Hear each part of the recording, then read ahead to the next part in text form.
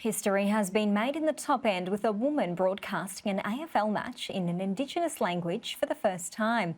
The milestone was marked during the Gold Coast Suns game against Hawthorn in Darwin.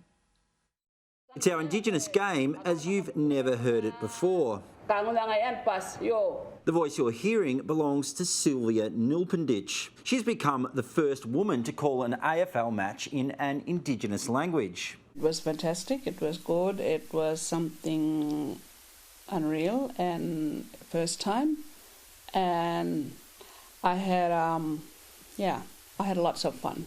Sylvia's call of the Gold Coast Suns game against Hawthorn was broadcast to hundreds of listeners in northeast Arnhem Land through Yolngu Radio. Our manager always had believed in us to do AFL commentating in Yolngu. Football is an obsession in top-end communities. Big time. Where I come from, we grew up, basically Aussie rules. Sylvia says having the game broadcast in people's Indigenous language will open the AFL up to a new audience.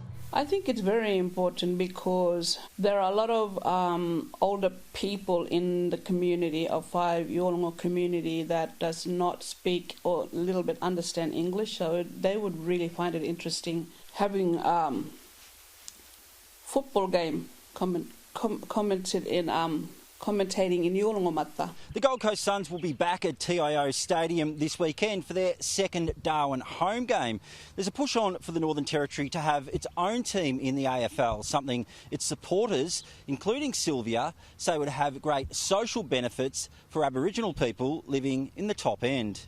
I think it would be a good opportunity for every Yolngu in general across the board to have that opportunity. And while that chapter in AFL history will have to wait, a new one has just been written. Because it's the first time for a Mialk, for a woman, and I made it happen, and it may look easy, but it's not.